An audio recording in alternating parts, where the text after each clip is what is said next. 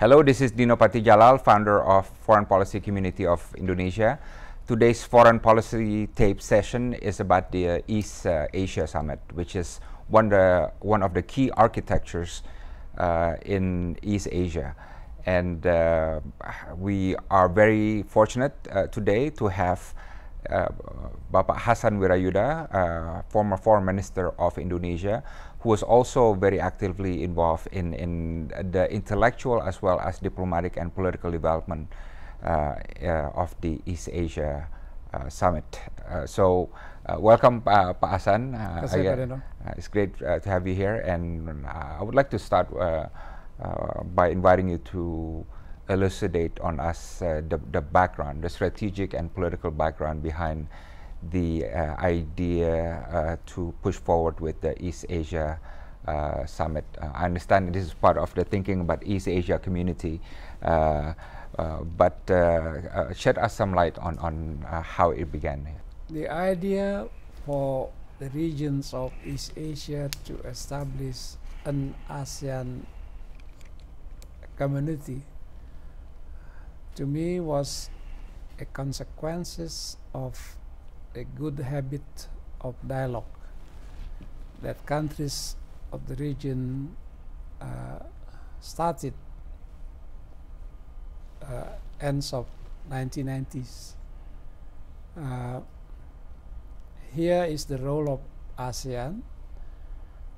ASEAN's not only promote intra-ASEAN cooperations or integrations, but also through the ASEAN+1 dialogue process. And then I think started in 1997 ASEAN+3 dialogue process involving 10 ASEAN countries plus China, Japan and Korea.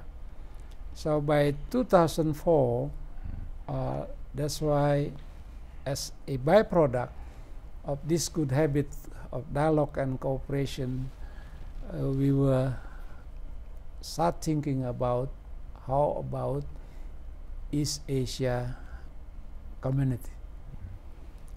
So I recall that it was at the Vientiane ASEAN meeting that the idea of an East Asia Summit was discussed.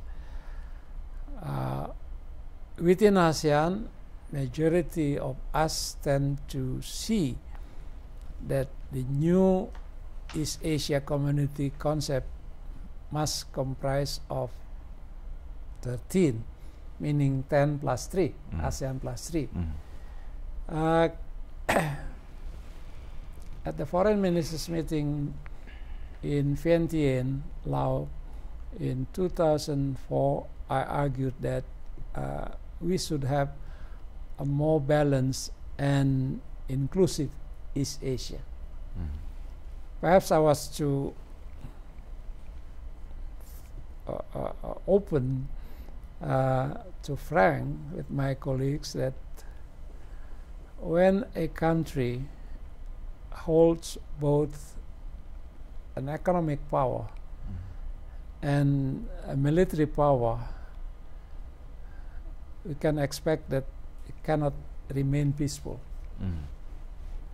China was proud to claim and enjoy, and others label it as enjoying peaceful rise. That's why I question how long China would remain peaceful when by early 2000 China has taken over as Japan as the second largest economy, and with so much money in their hands, they can modernize their military.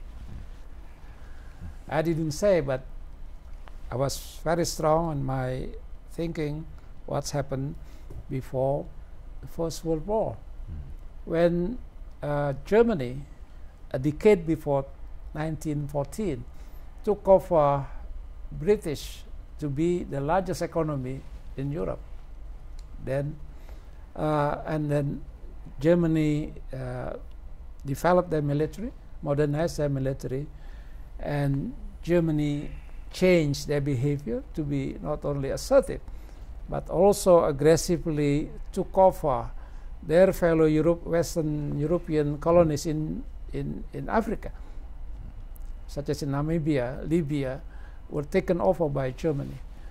That certainly changed the balance of power in Europe. So to me, it was not the case that Prince Ferdinand was killed in Sarajevo, but the fact that there was great change of balance of power in Europe that actually lead to First World War. I don't simply compare China and Europe, and though there is an uncomfortable parallel, the rise of China with the rise of Germany prior to First World War. That's why I said it's not enough to have an East Asia community that comprised of 13, because in a balanced concept we need others. I said openly to my colleagues that I don't believe individual or even collectively of 12 would be in a position to balance China. That's why we need India and Australia and New Zealand. Of course, by this we change the definition of East Asia. Geographically, East Asia comprised of Northeast and Southeast Asia, right? India, by definition, is South Asia. Australia and New Zealand are Southwest Pacific, Southwestern Pacific. But that's the inclusive nature rather than exclusive to Northeast and Southeast Asia. That's why, in my idea, it should comprise of 16. The meeting of ASEAN foreign ministers was followed by a summit. So President Yudhoyono participated at his first ASEAN summit because it was, I think, November 2004. I briefed President Yudhoyono for his for the head of states or governments informal dinner where the issue would be again discussed. And he was very much in agreement with this balance and concept that's been introduced to ASEAN, but somewhat perhaps being new because the issue was not discussed formally. After the meeting, I asked President Yudhoyono what's happened at the summit level. He said it was not discussed over the dinner table, but that's on the coffee. But certainly after the summit, it was widely interpreted at the corridor that Indonesia agreed to a more limited East Asia, that is 13, not 16 as Indonesia's foreign ministers have been arguing. The following day, at the summit of ASEAN, Malaysia certainly was very happy with this limited notions of East Asia Summit, that is 13. And I remember very well Prime Minister of Malaysia, Pak Abdullah Badawi, who said, like the victory speech at the end of a major election, presidential elections, he said like this: 10 years ago, it was Malaysia, then Prime Minister Mahathir, who proposed an East Asia Economic Caucus, or East Asia Economic Groups. Some of us did not agree. I remember Indonesia was done. Pak Harto was more tend to agree on APEC rather than East Asia Economic Caucus. And China came to us, Pak Las said, be patient and takes takes your time. And he said, now, 10 years after, this is the time. Like victory speech. I said, my God. I was the one who strongly argued at the foreign minister level for larger, balanced and inclusive Asia. Now at the summit, this is the kind of speech. Do you know why Malaysia at the time was pushing for the 13 formula instead of larger? Was there any particular That's why to Malaysia, it recalls what 10 years earlier. Okay. So a vindication of what Mahathir exactly, had. Yeah. Exactly. But again, I said, no, Indonesia did not agree to a limited 13. You had the impression that by SBY, as quoted in the corridor, agreed. I said, I asked him and confirmed what's happened actually at the over dinner, informal dinner. He didn't say that he agreed. He would agree provided. That's why I continue with my campaign championing for more balanced and inclusive East Asia, and we are alone. Until the process was discussed since the summit, since the Laos summit at the SOM level, and by March 2015, the SOM leader of Indonesia reported to me, but we remain alone. He was somewhat very pessimistic that Indonesia's concept would be shared by others, agreeable by others.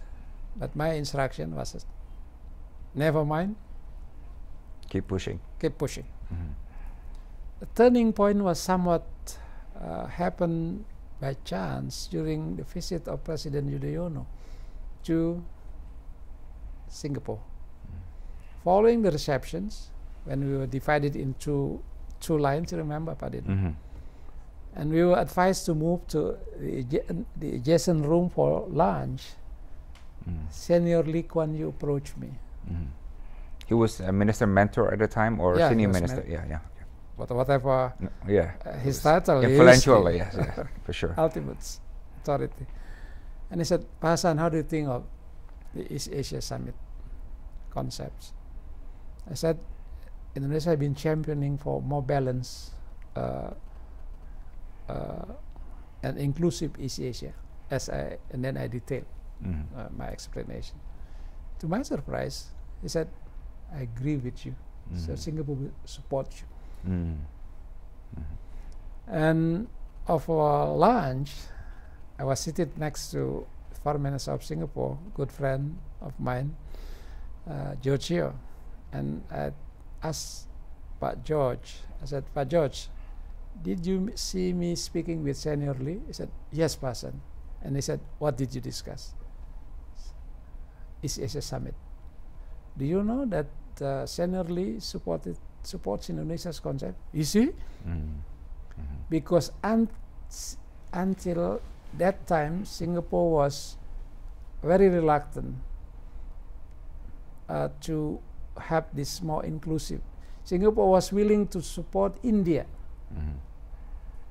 They have the reasons, but only India to join, to make 14. But when I said, Senior Lee supports Indonesia's concept, I said, is he? I said, check with him. He's sitting behind us at this table with President Yudhoyono, Senior Goh Chotong, and other leaders of Singapore. No, I trust you. I said, no, I trust you. To my surprise, he invited Singapore SOM leader, Peter Ho, who sit on the third table. Peter, come here. You witness, I will shake hands with Pak Hassan, and from now on you support Indonesia. That's the turning point. That's why 6 months later, in December 2005, the first summit of East Asia was attended by 16. That's a story behind it.